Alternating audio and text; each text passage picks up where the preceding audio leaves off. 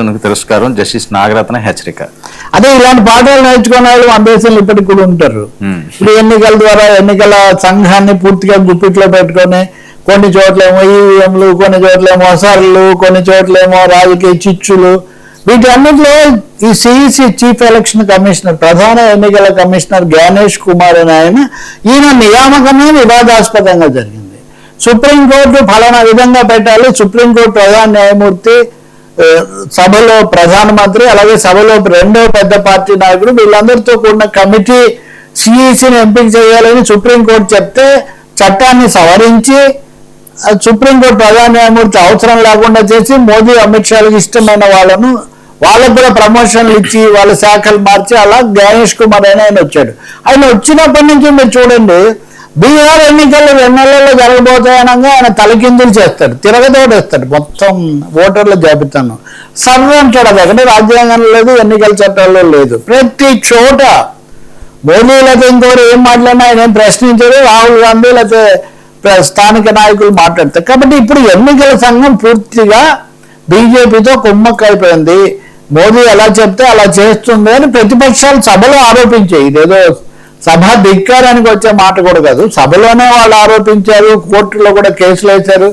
Supreme court కూడా ఎప్పుడు లేని జోక్యం చేసుకొని మధ్యంతరంగా రకరకాల ఉత్తర్వులు ఇచ్చింది. ఆఖరికి బెంగాల్లో అయితే కనుక కొంతమంది జ్యుడిషియల్ ఆఫీసర్స్ కూడా పంపించింది ఓటర్ల జాబితాలకు. ఇవన్నీ అయినా పెద్ద మార్పు లేదు. ఇలాంటి సమయంలో ఒక నోటీస్ ఇచ్చాయి ప్రతిపక్షము, అన్ని ప్రతిపక్షాలు కూడా కలిసి రాజ్యసభలో 69 మంది, లోక్సభలో 130 మంది ప్రతిపక్ష సభ్యులు నోటీస్ ఇచ్చారు. ఇది అవసరమైన సంఖ్య కంటే చాలా ఎక్కువ.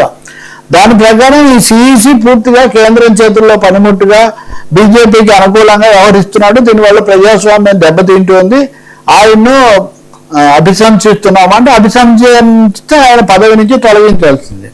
కాబట్టి ఈయన మీద అని వాళ్ళ అభిశంసన నోటీస్ ఇచ్చారు. ఎలా అభిశంసిస్తారు, ఎలా తొలగిస్తారు అంటే న్యాయమూర్తులను తొలగించడానికి ఏం పద్ధతో సిఈసి విషయంలో కూడా అదే పద్ధతి.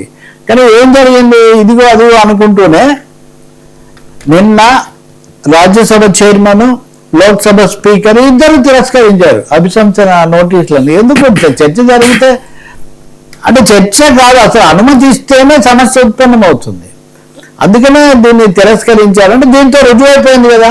ఇప్పుడు చట్టాన్ని ఎలా సవరించారంటే వర్మ, ఎన్నికల కమిషనర్ తన పదవిలో ఉండగా చేసిన పనులకు ఎవరికి జవాబుదారీ కాదు, ఆయన మీద ఎవరు ఏమి చర్య తీసుకోకూడదు.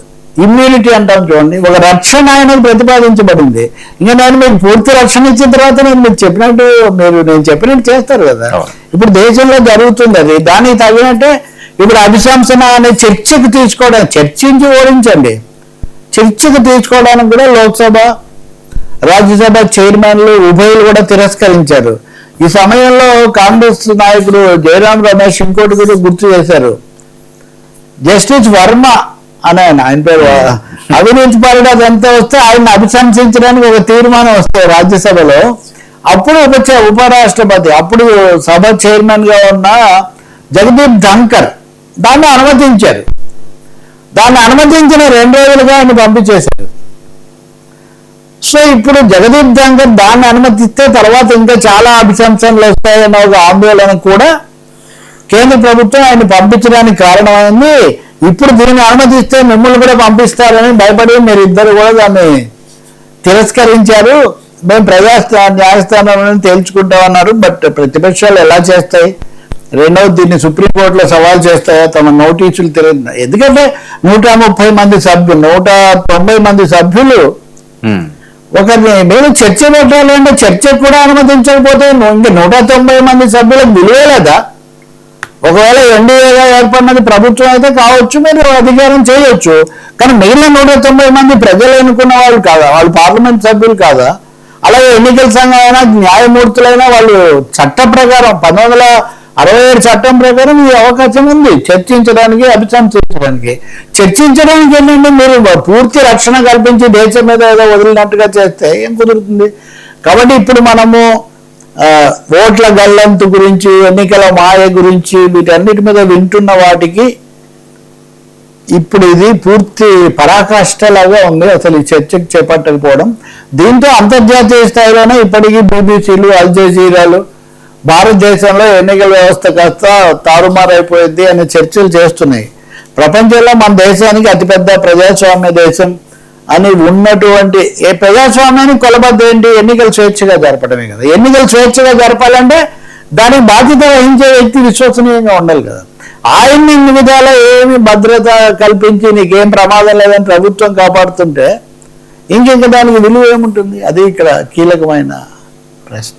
సరే, ఇప్పుడు రేపు జరగబోతున్న 5 రాష్ట్రాల ఎన్నికల అంశాలు ఉండిపోతుంది సార్ ప్రభావం.